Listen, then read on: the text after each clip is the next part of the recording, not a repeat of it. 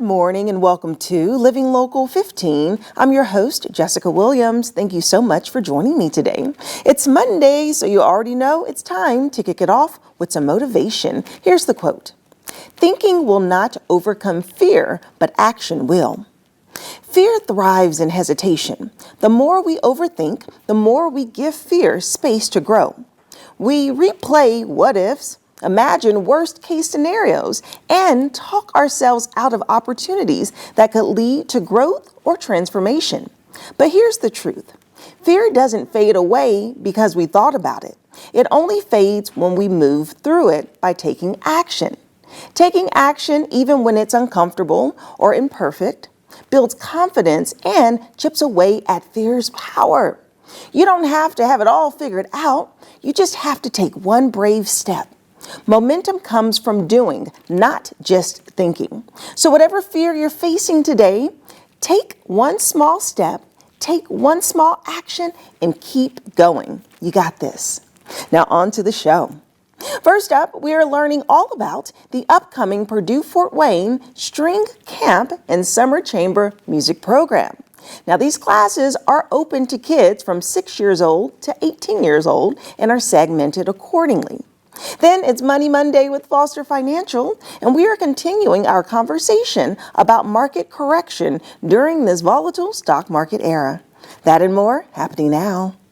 Fashion, food, and fun. You're watching Living Local 15 with your host, Jessica Williams.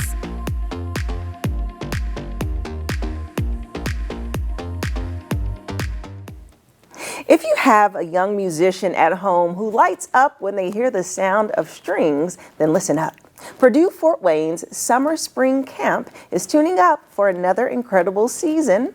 This enriching camp is led by the talented instructors Marcy Trentacosti and Emelinda Acosta, and they are joining me today to share all about it. Good morning, ladies. Good morning. Welcome. Thank you for having us. Okay, so it's so cool that you both are violinists and that you've been playing music for so long that you get to teach it now and light up kids over the summer. So let's start off by just learning a little bit about your background and history. Let's start with you, Marcy. Yeah, I started playing flute in 4th grade through my public school program in Allentown, Pennsylvania. And then I switched in 5th grade to violin and played all through high school, was in my high school orchestra. And our orchestra would go to Philadelphia to hear the Philadelphia Orchestra. And that's when I realized I wanted to go into music. The first concert I ever heard down there was just so amazing. And I said, I want to do that. Wow. And you're like, how can I make this a career? Yes. So then I attended college at IU and continued my studies there. Got into the Fort Wayne Philharmonic as the youngest person in the orchestra at the time. Wow. And then had my family, and here I am, and went to do my master's degree somewhere in the middle of that. And so here I am. And That's awesome. I decided, Fort Wayne needed to have something string-oriented, so I pursued that. Yeah, absolutely. Now you're the director of this camp, Yes. which is awesome. So, Emelinda, tell me about your background and what made you passionate about music. So both my parents were musicians, actually. So my mom plays piano and violin, and my dad plays trombone. And from a young age, hearing them teach and play. So around 5 years old, I remember I told my mom, I'm going to be a violinist. And so my entire childhood, I was very focused on violin. She taught me at first. I had other teachers. I started going to concerts all the time, just like Marcy. And when you hear that orchestra for the first time, I remember. It is such an incredible experience that really motivates you to keep going. So then I did my degree at University of Illinois, Urbana-Champaign, and as well as Northwestern University in Chicago. And then I spent about 10 years in Chicago. And I moved here 2 years ago. I won a position here in the Fort Wayne Philharmonic. I met my husband here, who also plays violin. That was quick. Yes. And then Marcy very graciously asked me to join her with her string camp, and I love her vision of bringing strings to Fort Wayne. Yeah. And I'm very grateful to be here and helping her and assisting her with We're running happy the you're camp. here. Yes, got your assistant director here. I love this, and I love that you had a vision for bringing strings and making them more accessible. Because I think about when I was in school and I was playing an instrument, strings wasn't available. I had to play the baritone. So I played the baritone for years, but I so badly wanted to do. And so I look at my niece, Sanaya, who played a violin all throughout high school, and she's so good at it. And so I feel that when the opportunity presents itself, that kids really do gravitate towards it. And so let's talk about this camp and how you're providing the resources here. So what's an overview of it? Okay, so the camp meets from 9 till 3, and within that time frame, we do a lot of different things. We have an orchestra rehearsal where we learn 2 or 3 orchestral pieces, and then we break up into instrument classes like violin class, viola class, cello, whatever instruments we get. Hopefully we get cellos and basses. Yes. It's always different every year, so if we don't have a bass, it would just be a cello class. Okay. So those those classes are geared more towards the literature that is specific for those instruments. Okay. And then we have sectionals where we work with the kids to learn the music because we only have 5 days. Right. And then we also have chamber music where students are put into little string groups, like a string quartet or a string trio. Whatever our numbers are, we try and divide them up so everyone has a chance to sit in a chamber group and they get coachings with the teachers. And then at the end of the day, we have time for some fun. Yeah. We'll do different kind of musical games, such as a musical scavenger hunt to end the day. And we try and do things where it's all music oriented. So music bingo, something like that. One year we did Music Jeopardy. That was a lot of fun. So we try and do different things that will allow the kids to work a little bit, collaborate, have leadership, but then have fun before they go home. So are these students, do they need to have their own instrument, or do you provide samples for them to be able to use? They do need to bring their own instrument. That's very important that they have one. And if for some reason a student doesn't, I think if they contact us, we can usually work that out, either with their school that they're at, or sometimes our Fort Wayne Philharmonic friends, they also rent instruments for students, which is another great opportunity for young kids. There's always a way to get an instrument in their hands. Yes. So, Melinda, tell me about some of the skills that the students learn through this class. I mean, they're getting to learn from professionals. So what's that experience like? Yeah, they're going to build on their musicianship through, Marcy mentioned already, leadership and teamwork. Music actually is very challenging. What we do is very challenging. Yes. Not just playing the instrument, right? But then in an ensemble setting, you're playing with others and you're learning how to do that. And so it really hones your listening skills. It really hones your skills playing the instrument in a way that you can play with others and then as well as express yourself through music. And often I find that young students really enjoy that. Playing alone is one thing. Playing with your buddy next to you and having some fun and playing together is another great asset. I love that. Like, I love when I watch like a live quartet play and just looking at just how they flow off of each other. And then when I watch the ensemble of an orchestra, I just find it so fascinating. It's almost like an army. It's like you're there and all together, you all pick up the instrument at the same time, and there's so much happening. You have your, the conductor, that you have to focus on. You're reading your music, you're doing your instrument. You got to balance a lot. There's a lot of moving parts, but it's a nonverbal communication skill that you get to express your feelings and your thoughts through music. Yes. Yeah. And that's so unique. It is very unique. And this class takes place, so the string camp and the chamber music camp, those are 2 different weeks. 2 separate weeks, yes. One's at the end of June, and the other one is in July. Yeah. And parents should start registering now, right? Yes. Is there a fee involved? We do have a fee, and we do have a class limit. Okay. So our limit for the string camp in June is 30 students.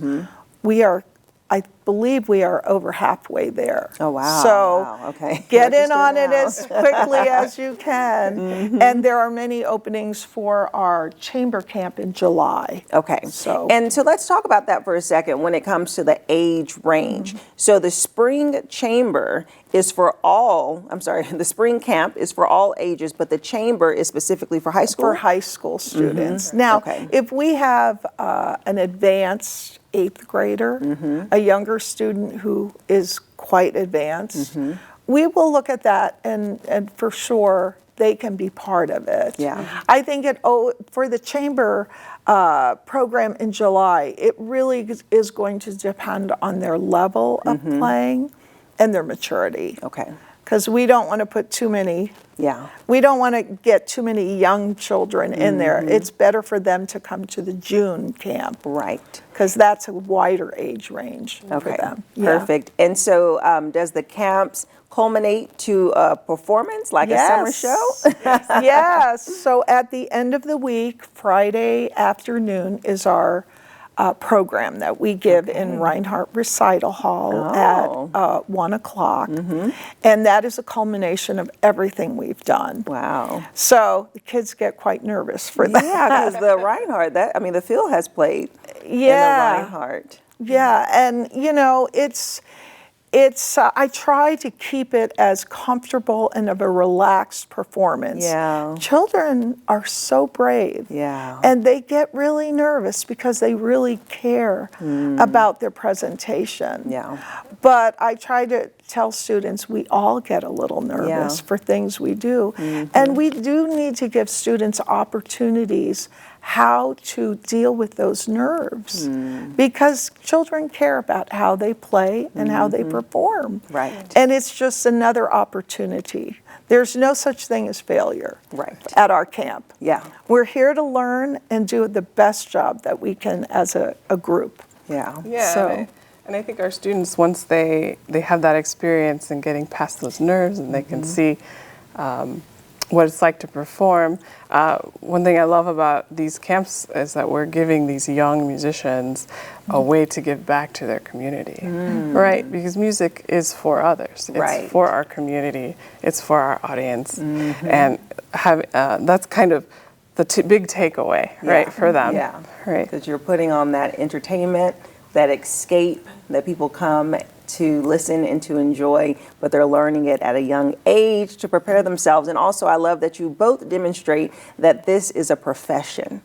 Yes. You can turn this into a career. Well, that's great. Well, thank you both so much for your hope and inspiration and the work that you're doing this summer. Thank you for having us. Yes. We really appreciate it.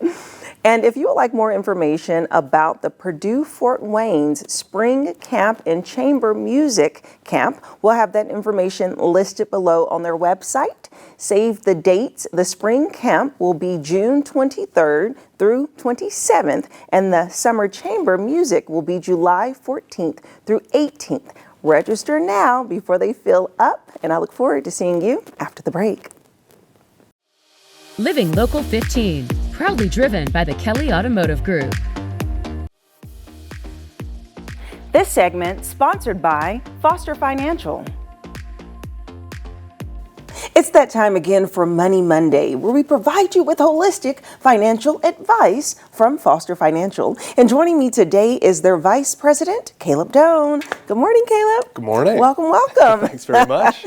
Okay, so we are again continuing this conversation about market correction. And so each Monday you've been sharing some really great nuggets about what it looks like currently and ways that it can actually benefit, your finances if you invest it properly.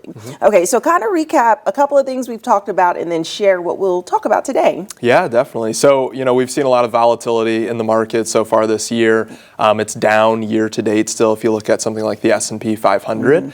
And so, we never like to see the stock market go down, but that correction can create an opportunity, oftentimes tax opportunities for clients. And so we've talked about repositioning from variable annuities. We've talked about, diversifying away from highly concentrated positions. Today I'll talk about what's called tax loss harvesting, which is something that helps save clients taxes at the end of the year. And it's only available in after-tax brokerage accounts. So this wouldn't be for somebody's 401k or IRA. It would be in their after-tax brokerage accounts, but it's a really great way to save on taxes. Okay, and so let's talk about the drop in it all. And so what does that look like? So when you do the harvesting, what does that mean specifically when it comes to the market correction? Yeah, so I think it's easiest with an example. So let's say that somebody bought $10,000 of Coca-Cola stock, and it lost $3,000 of value, went down to $7,000 there. If somebody were to sell Coca-Cola at that $7,000, that would be a $3,000 realized loss right there. And they would be able to write off that $3,000 realized loss on their taxes at the end of the year against their ordinary income, which is a nice little benefit. It allows you to save money on taxes there.